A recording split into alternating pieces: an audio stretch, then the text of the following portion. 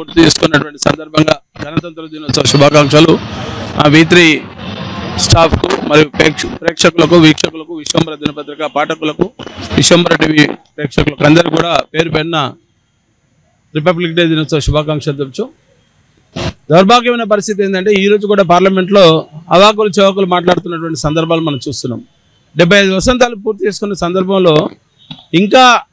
అట్టడుగునున్నటువంటి సమాజం కోసం పనిచేయాల్సినటువంటి బాధ్యత ఉన్న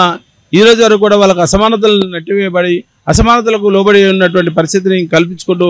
దళితులని బహుజనులని చెప్పి వాళ్ళకి ఎక్కడ కూడా అధికారాన్ని ఇచ్చినటువంటి అంబేద్కర్ గారి యొక్క స్ఫూర్తిని విస్మరించుకుంటూ పనిచేస్తున్నటువంటి నేపథ్యాన్ని ఈ ప్రభుత్వాలు అన్ని ప్రభుత్వాలు ఇక్కడ రాష్ట్ర ప్రభుత్వం కావచ్చు కేంద్ర ప్రభుత్వాలు కావచ్చు అందరూ కూడా ప్రభుత్వాలు చిత్తశుద్ధితో పనిచేయట్లేదు. మరి ఆ రోజు 256 మంది రాజ్యాంగ పరిషత్ ఏర్పడి రాజ్యాంగ పరిషత్కు చైర్మన్గా ఉన్నటువంటి అంబేద్కర్ గారు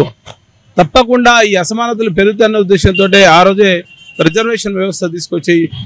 రాజ్యాంగాన్ని రచించినటువంటి నేపథ్యంలో ఇంకా అట్టడుగున స్థాయికి ఇంకా నెట్టివేయబడే విధంగా పనిచేస్తున్నటువంటి దాన్ని గర్వించాల్సినటువంటి పరిస్థితి ఉన్నది. కానీ మరి ఈ రోజు కూడా తెలంగాణ రాష్ట్రం అనుకో లేకపోతే ఉమ్మడి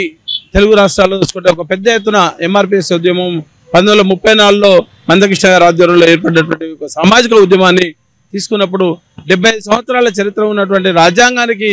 ఈరోజు ఉన్నటువంటి పరిస్థితి కల్పించలేక ఇంకా దానికోసం ఫైట్ చేయాల్సినటువంటి పరిస్థితి ఏర్పడదంటే మనం ఒకసారి పాలకులు ఆలోచించాల్సినటువంటి అవసరం ఉన్నది. న్యాయబద్ధమైనటువంటి పోరాటం చేస్తున్నటువంటి నేపథ్యంలో ఈ రిపబ్లిక్ డే సాక్షిగానన్నా వారికి ఉన్నటువంటి ఇచ్చినటువంటి సుప్రీంకోర్టు జడ్జిలు ఇచ్చినటువంటి 4 కమిషన్లు ఇచ్చినటువంటి రిపోర్ట్ ఆధారంగా కూడా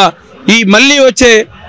26 జనవరి కానీ 15 ఆగస్టు లోపల కూడా వాళ్ళకి ABCD వర్గీకరణ చేయాల్సినటువంటి బాధ్యత రాష్ట్ర కేంద్ర ప్రభుత్వాల మీద ఉందని చెప్తూ మరి